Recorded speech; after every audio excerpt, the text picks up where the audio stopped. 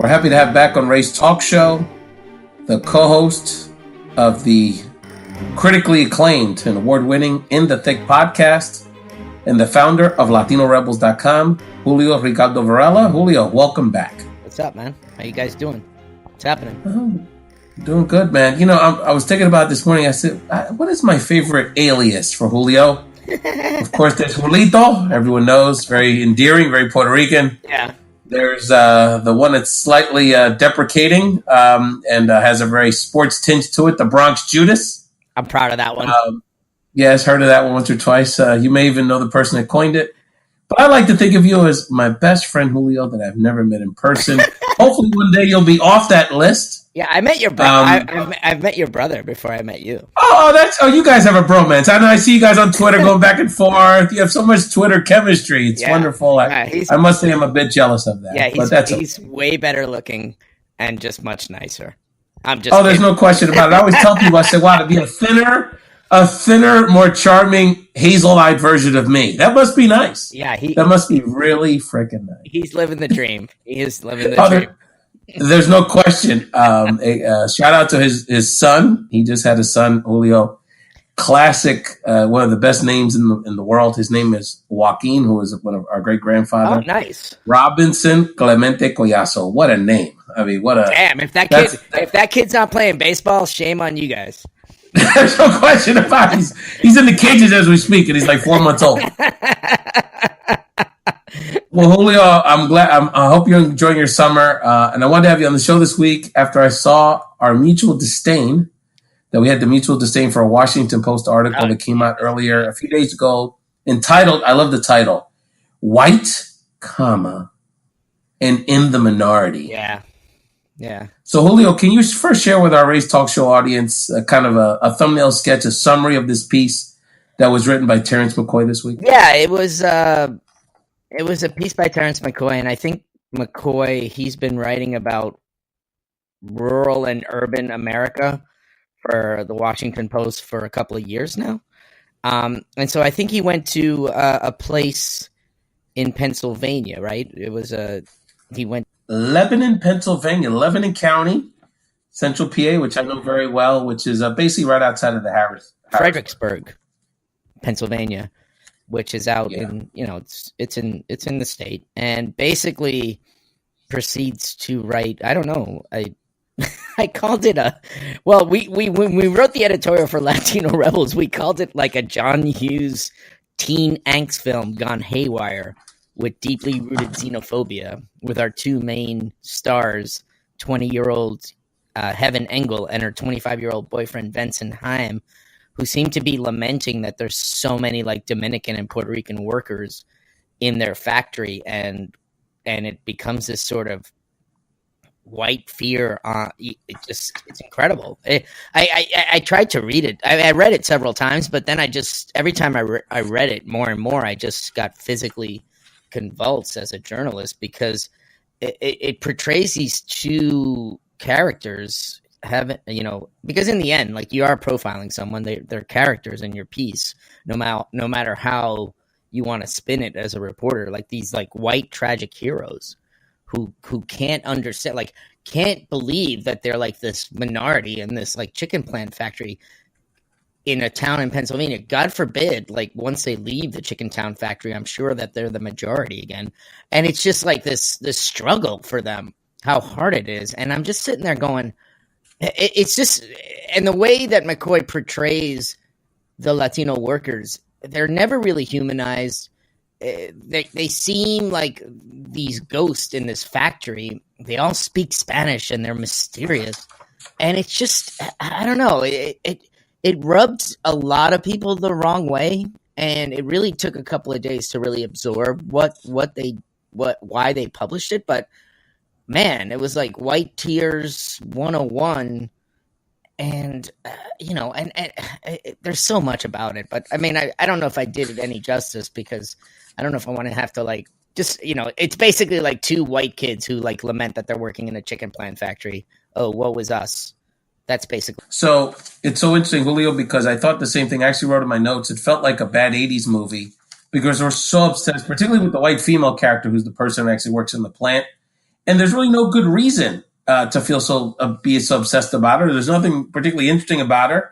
And then, like you said, the people of color, the Latinos are, and I literally wrote ghosts because they're sort of just either ignored or just sort of. It's like it was like it was like a bad episode of Walking Dead. Like, I'm serious. Like, it feels like they were like, it was like these two white characters and everyone else in this factory is like a zombie, and they just happen to be Spanish speaking zombies.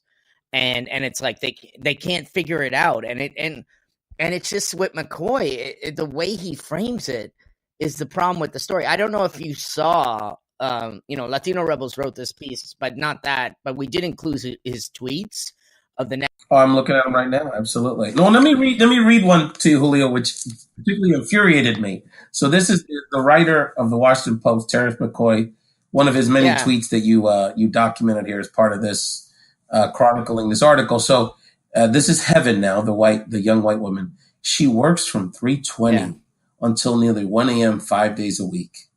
She goes home, goes to sleep, wakes up around noon. Poor baby. She wakes up at 12. Then has a few hours to eat to get ready before going in again. I guess he's trying for people to feel sorry for him, particularly I think around the criticism. Why didn't she try to connect with her coworkers and speak some Spanish?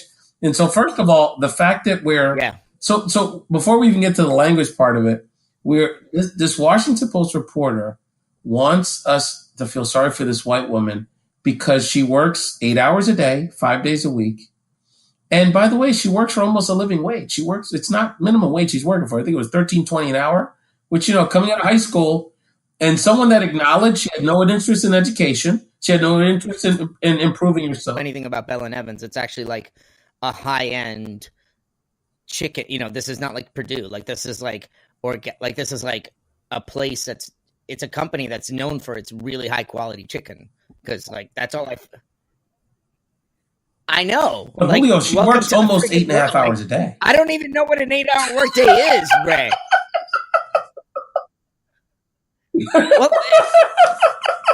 well, it's unbelievable. No, it's continue, because that's the problem. I think this is what please, people were saying, well, she should learn Spanish. And so you have this reporter saying, well, just to continue his tweet, because then he goes, in work, she works at the back of the processing line where she is by herself.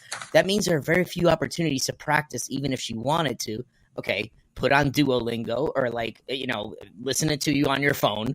I mean, is it that hard to learn hola or gracias or buenas noches or whatever, right? Even if you're seeing, but that's not the point. But, she could do more to learn. This is the rest of what he writes. This is his tweet, as she points out in the story, but she doesn't have the money or time for lessons. Again, Duolingo is free. Just like another young woman in the story, Denise Salvador, who also has no time or money to learn English. Okay, here's the thing about that.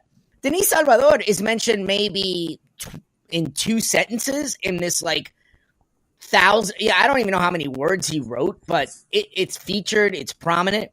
You don't compare Denise Salvador's story, which you didn't even include, to what you did with Heaven. And I think that's the problem. That's right. Is that he's even trying to defend it the wrong way.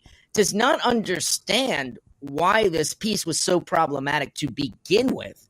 So it comes into an issue of framing. Is the fact that you were in a chicken processing plant where the vast majority of workers are either Dominican or Puerto Rican, and you decide to follow the only 2 white people. Did you see any quotes about anyone? Did you even did you think oh, maybe I should talk to this Denise Salvador and see how she feels? Maybe he did. And maybe there was a conscious or unconscious decision to not even to not even include her in the story. But this is clearly such a problematic piece by the Washington Post that it blows me away to think that this guy, Terrence McCoy, I'm sure he's a very capable reporter. I'm not, he has ones, I'm not trying to knock this guy personally, but are you kidding me, dude? Are you kidding me? You won't even take feedback for your story and you still defend it. Learn to be a better journalist. You're getting feedback from readers, and they're like, this isn't cutting it. And he's actually blocked people. I don't know if you know that. He's blocked, Latina women who, on Twitter, who were like, dude, and he's blocked them. So, like, what does that tell you, right? I mean, that's the part that I'm like, you know, there's other things that are wrong with this, as we'll talk about in the Latino Rebels piece, but like, just from a purely journalistic perspective, is like, dude, you didn't hit it out of the park. It's okay. Learn from it. These are these teachable moments potentially, right, when we can point out that, you know, the institutional prejudices and racism that exist. I mean, he works for the Washington Post. The guy's not an idiot. Yeah. So the guy goes to an environment like this, and he literally only essentially sees the humanity in one person, who happens to be the young white female there, to try to attempt to paint a picture of a three-dimensional picture of who she is. Whereas again, the Latinos who by the way are working, they're not asking for any handouts. There isn't an immigration issue here. There's a lot of them are Puerto Rican and or Dominicans who are pretty well established in the country, who are just working, not complaining, not particularly treating her badly. Maybe there's a language barrier. He says himself she sort of works in an isolated corner, which means they're probably giving her a cush job. You know, she's probably, and so he doesn't. The fact that a trained journalist that's gotten to the Washington Post level doesn't see the humanity the lack of humanity he's showing and sort of painting a full picture of the story. And that's a huge problem. And the fact that instead of, like you said, sort of acknowledging or taking a step back to reevaluate it, and he's not getting this from trolls. He's getting it from journalists like you. I'm sure other Latina activists and online journalists are the ones pointing this out to him, that he's not taking that chance to sort of double check. The other thing that's interesting with so many things is that the fear really, which I guess was part of what he was trying to say, is that this is really it speaks to the larger issue of whether it's the Trump nonsense or this conversation is really about being anti-Latino, not about anti-undocumented immigration, which is a relatively small part of the larger picture. Because again, the immigrant status of these people is not really even right. And he also makes the mistake. This is what happens when you don't understand the complexity of Latinidad in the United States. Terrence McCoy, also makes the mistake of he falls into the same assumptions as his characters, as his two white characters, because he starts talking about, like, if he really understood the Puerto Rican or Dominican experience in the Northeast, if he really was going to be the reporter, and if he really understood that, guess what, guys? Guess who's been working in factories in the Northeast for decades? Puerto Ricanos and Dominicanos. That's just the reality. Like, I had friends of mine, like, I don't know if you, but like, one of my friends, Carlos Flores, is like, does he want to talk to like my Puerto Rican family that's been working in factories in Connecticut since like the 30s and 40s? Does he want to come up to the textile mills in New England and in Holyoke and places like that where people came in the 30s and the 40s? Does he want to go to Pennsylvania and realize, oh, why is there a Dominican population? Because guess what, guys? You go from New York to Pennsylvania to like, that's where the jobs are. So it's like, that's the part where he completely misses. Like, all of a sudden, it's like this realization that all these Latino workers just happen to suddenly appear, right? And they don't get, he doesn't understand the fact that there is a working class in the Northeast that is predominantly Latino. Like I said, mostly Puerto Rican and Dominican, like the stats show it. And they've been... Julio, I've had family and friends in Lebanon County, in Lebanon, Pennsylvania, my entire life. I grew up an hour and a half from there. The last time I was there, I ran into one of my aunt's best friends. She grew up in Puerto Rico. The reason Dominicans are moving to that area is because there's already an established Latino community there. That's part of the attraction of it. This is not a new phenomenon. We've lived in this part of the world for a million years. I'll tell you a quick story that my grandfather, Don Rafael Collazo, was a sheet metal worker in Philadelphia forever. And one day I'm in Bethlehem, PA, which is an hour and a half away. And I run into an old man who happens to be from Macau, my grandfather's from. Long story short, I said, I'm going to bring my grandfather next time I visit. Maybe they would remember each other. They turns out they were friends when they were little kids. And they both migrated from Puerto Rico 50 years before to work in the Bethlehem Steel, like this gentleman, Don Basilio, my grandfather in Philadelphia, doing sheet metal. And they basically lived this parallel lives 70 miles from each other, doing exactly what you said. And by the way, American citizens, Spanish speaking, in the case of my grandfather, a World War II veteran, who worked in fact, this is the American story. Isn't that what we're supposed to be doing, Leo? Working hard, contributing to the economy, paying our taxes, keeping our head down. You know? Like we know it as Northeast, like people that have lived in the Northeast, that have connections in the Northeast, that understand the dynamics of the Puerto Rican population, the Dominican population, and now the Mexican population, like people like the immigrant population, mostly Latin American. We know that this community has been invisible for decades, right? And even when Terrence McCoy shows up at the Bell and Evans plant and has an opportunity to talk about the invisibility, right? He makes the choice to go to the two few white workers who, in essence, have been visible all their lives, but are now fighting with invisibility for the first time. When I'm sitting here going, why don't you talk to the guy that's working in the chicken plant for 40 years? What about that invisible voice? Maybe you'll learn a little bit more about why the community has changed and why are people moving into Lebanon, because that's the other thing this piece misses completely. It shows like the anti-Latino sentiment, but it doesn't provide one specific example as to why it just he talks to a professor who doesn't even live there. He doesn't talk to anyone in the community to say, like, why did we move here? Why are the reasons that we moved here? This white female, yes. Is there a significant emerging minority of Latinos in the county? Yes. Is there a predominance in certain workplaces like the chicken plant? Yes. But nobody ever asked, well, how the political structure and the overall population in that county is still white dominant, particularly the political structure is completely white dominant. And so why aren't we asking, why is this millennial person who happens to be white feel like they have limited opportunities when the political environment is totally controlled by her community? So, and if it wasn't for these Latino workers that were helping to infuse the labor force, that job may not even be there for her.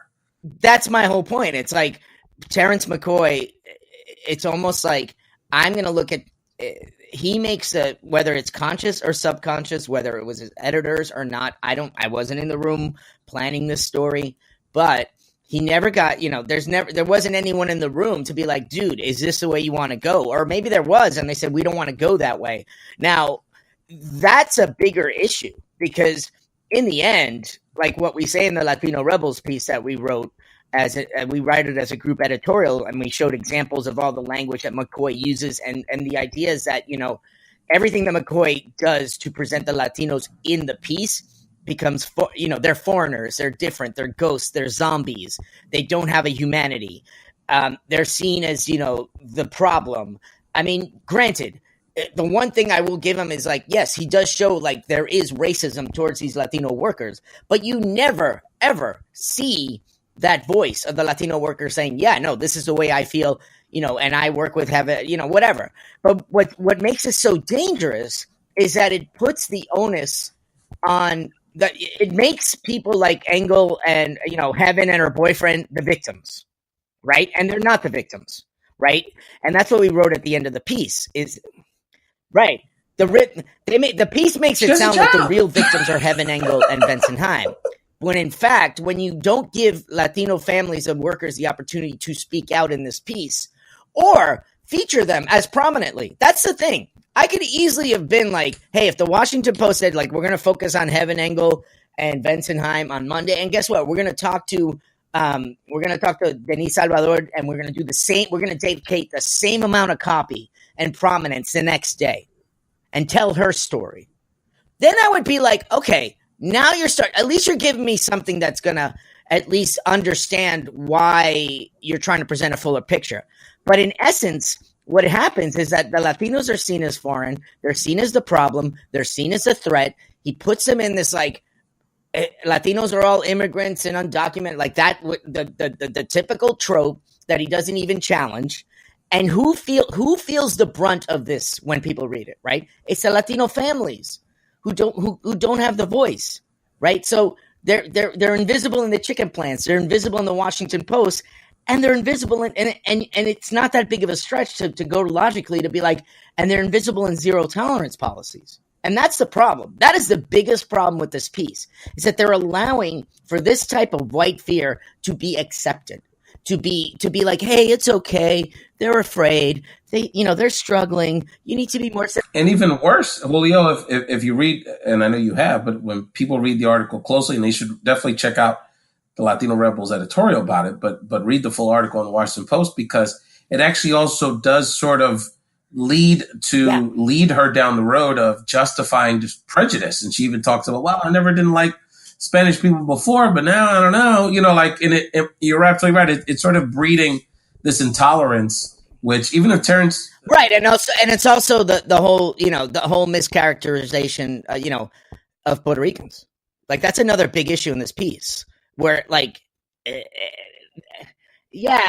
newly arrived, it's like, dude, like, it's the Northeast. Like, look up Operation friggin' Bootstrap, man.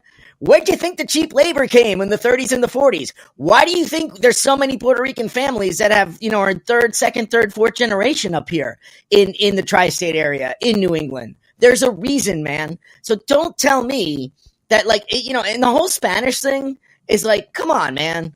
Come on. Like, so people can't speak Spanish? That's a cultural affinity. Maybe they don't want to, you know what I mean? It's like, you don't think these people can't speak English? Maybe they choose to be like, no, I want to be with my own. Like, these are the people I work with. They're my friends. I have a cultural connection.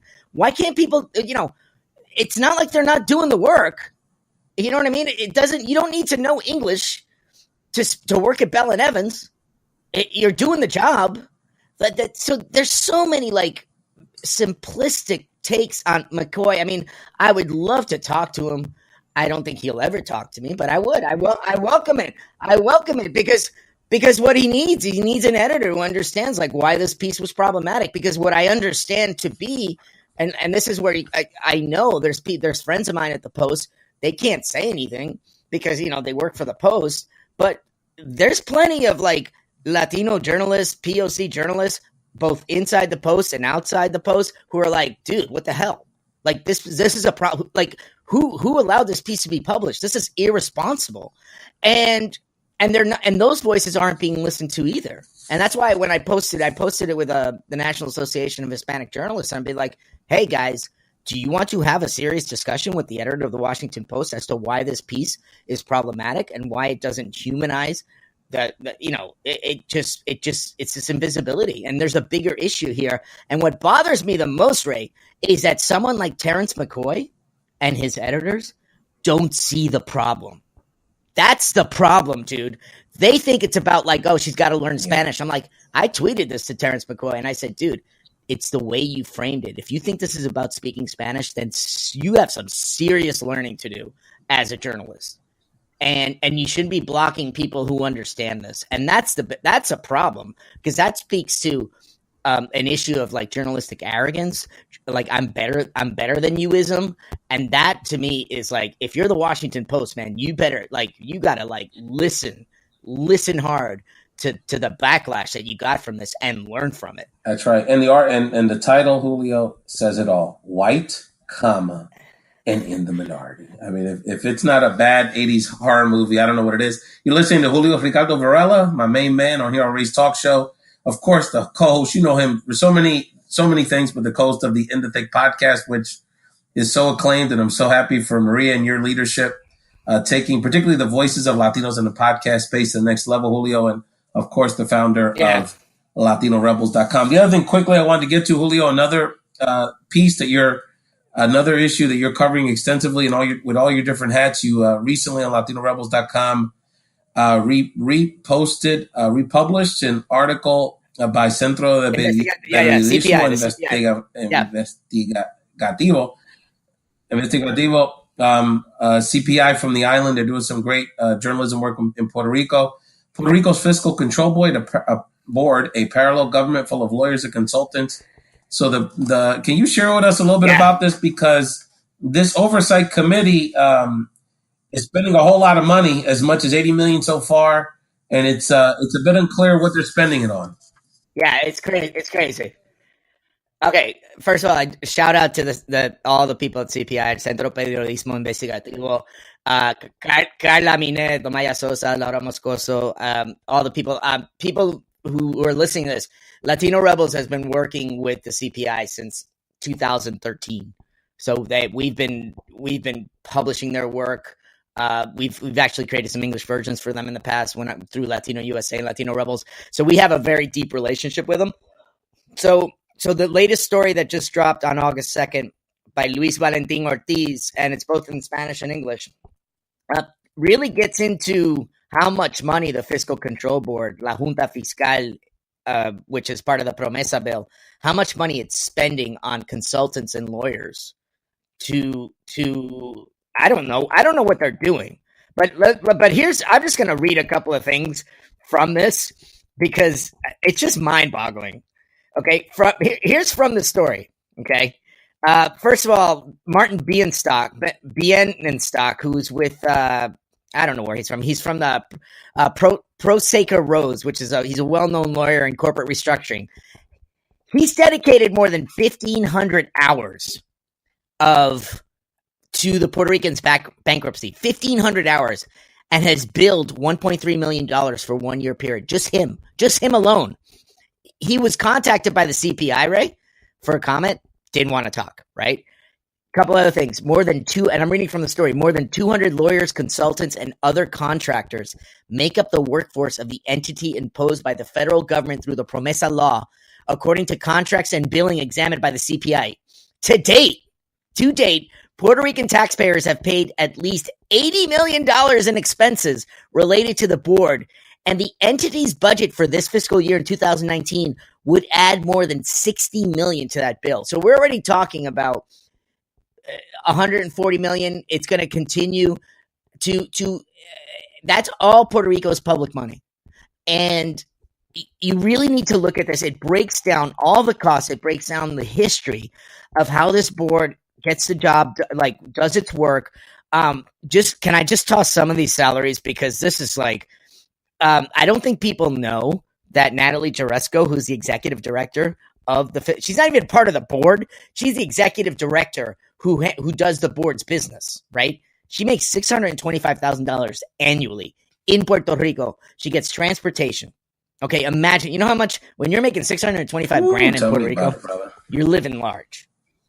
Okay, here's another thing that people just need to wrap their head. So Natalie Jaresco makes that.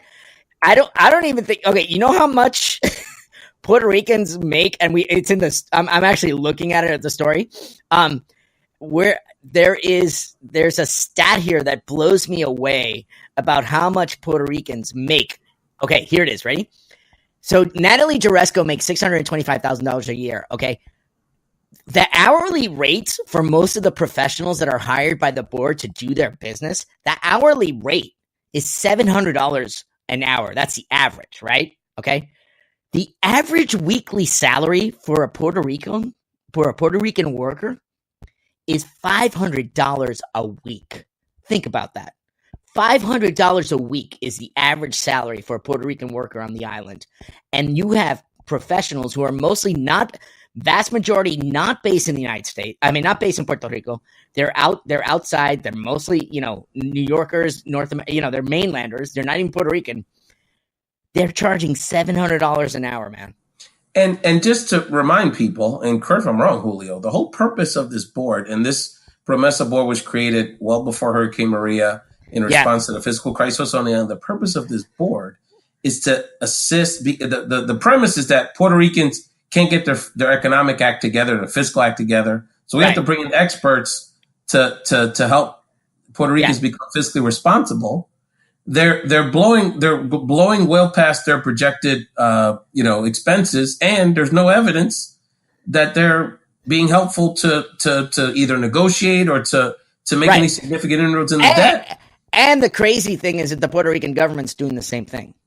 So that's the weird thing. So you're looking at basically two entities trying to do spending money on contractors and lawyers and trying to do the same thing. But let me toss a couple of numbers that people are just going to be mind blowing. Like that, the Bienenstock's firm, which is Proxauer, has already billed close to $40 million. $40 million. There's another firm that's billed over 36 million. You have Deloitte that's billed 9 million. You have Ernst & Young that's billed 3 million. You have McKinsey that's billed over 18 million. You have Paul Hastings that's billed over close to 26 million. And it goes on and on and on. And this is here's the thing that people need to understand about this. El guiso, right? People, el guiso, right? People are making money off of Puerto Rico's debt hand and foot. That's right. And no one is paying attention. And that's the big problem here. That's right. And while this is happening, you have still people, to this day, there's people in Yabucoa without electricity. To this day, there's still hundreds of schools being closed. There's still no traffic lights in San Juan. I people don't have power. Yeah, but think about this. It's like Frances Robles of the New York Times, a friend, tweeted it out this week. She's like, she was in San Juan. People would be like, San Juan's supposed to be in a good place. Traffic lights still aren't working in San Juan, and we're gonna be like, it is amazing. And another thing is people that follow the Puerto Rican, the former resident commissioner Pedro Pierluisi currently works at O'Neill and Borges, which is a local law firm retained by the board. The former resident commissioner Pierluisi charges $390 per hour. And yeah, wait, but I don't think people know this. I don't think a lot of people out there know this, but his wife is a Carrion, who is related. I think it's his wife, or she's related to the sister who is. It's like, let me get this to you real, because I this is a part where people go, what? Yeah, here it is, right? His wife, Pierluisi's wife, Maria Elena Carrion, is related to board chairman Jose Carrion, and then one of the employees, who's the chief of staff for the board, is Rosemarie Vizcarrondo Carrion. She makes $120,000 a year as the chief of staff for the fiscal board. So it's not just American firms. There's a little bit of, dare we say, I wouldn't say corruption, but there's a little bit of patronage going on. Shocking. Anyone should be shocked about Puerto Rico, but dude, the fix is in. This is a big issue, and the reality is the debt crisis is still not going to get solved, and a lot of people are making money off of it. That I find that to be morally sad. And it's and it's something that you've between Latino Rebels and In the Thick and all of your different platforms, Julio, you've done a great job with not only your coverage, but also bringing people like CPI and other Puerto Rican journalists, raising their voices and trying as best we can to hold all these folks accountable. There's a lot of issues, and it's a separate, really. And I'm surprised you haven't done it yet, Julio. Maybe you're developing it, but there really needs to be a separate podcast just for Puerto Rican issues. You never know. I'm not stupid.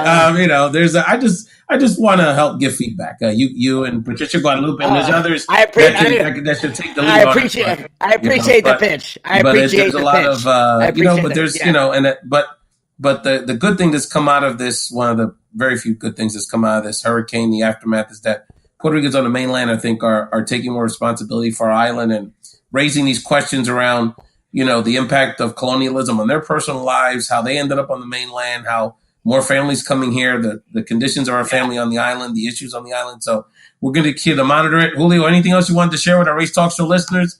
You are on the cutting edge of this Latino independent media space. So just any thoughts about where we're at in our history here? I know you're spinning. Support independent media, specifically independent Latino media, because without it, I think half of the things that you wouldn't know half of the things going on in this world right now. That's the reality. Especially in the Puerto Rico. You need people to be like, hey, Washington Post, get your act together. Because one of the things that we were really happy to see on Latino Rebels is that when we published that editorial on Wednesday, we got a lot of feedback already saying, I didn't know how I felt. I read the piece. I couldn't know how to verbalize it, but you guys did. Thank you so much.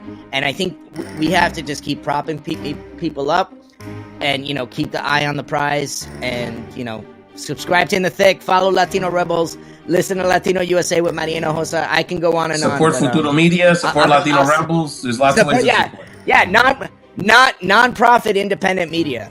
It'll make you look good, too. So there. You write it off on your taxes. Julio Ricardo Varela, thank you, brother. We'll be in touch soon. Thanks again. Thank you.